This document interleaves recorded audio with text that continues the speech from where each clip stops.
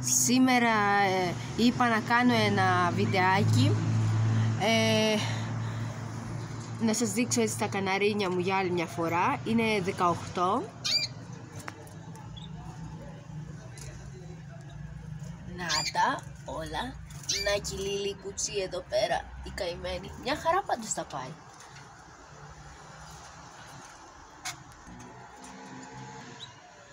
Εμένα αυτό εκεί πίσω το πορτοκαλί, τον καημενούλι, έχω κάνει και ένα βιντεάκι που ερχόταν πάνω στο πόδι μου σε παλιότερο βίντεο.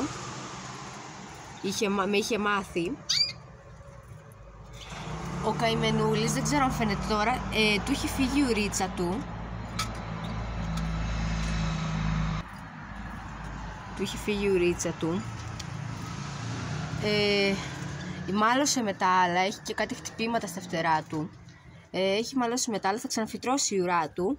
Αλλά τώρα θα πρέπει λίγο να τον προσέχουμε για λίγο καιρό, μην πάνε τον ξαναχτυπήσουν εκεί πέρα. Γιατί εκτός από χτυπήματα στα φτερά, το έχουν βγάλει και την ουρίτσα του τον καημενούλη.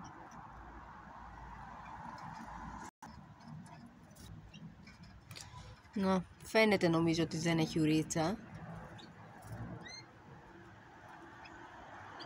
Δεν ξέρω κατά πόσο καλά. Τέλος πάντων. Εντάξει, θα ξαναφυτρώσει σε λίγο καιρό. Απλά τώρα για λίγο καιρό θα πετάει απλά όσο δεν έχει την ουρά του λίγο άτσαλα. Δεν μπορεί να πετάξει πολύ καλά. Αλλά εντάξει, θα ξαναφυτρώσει. Θα πρέπει να προσέχουμε να μην του ξαναχτυπήσουν τα φτερά και αυτά. Γιατί οι πληγές έχουν ψιλοκλείσει. Σιγά σιγά κλείνουν.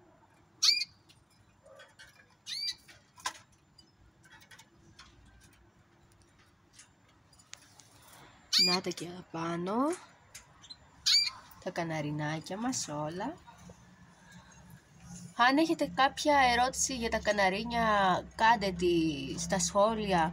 Μπορώ να σας λύσω την απορία. Πολύ όμορφα είναι όλα. Τα μοζαϊκά. Και η κουτσί μας, η Λίλη μου. Να, η Λίλη. Εδώ πέρα είναι όλα τα κίτρινα.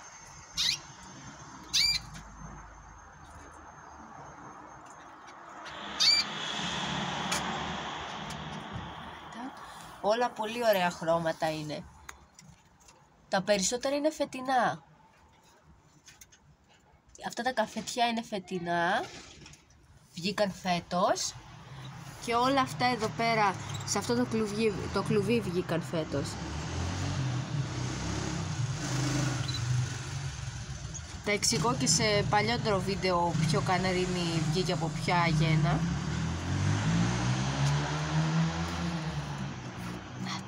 Πολύ όμορφα πουλάκια όλα. Αυτά. Άμα έχετε κάποια ερώτηση, κάντε τη. Και τα λέμε στο επόμενο βίντεο. Γεια σας!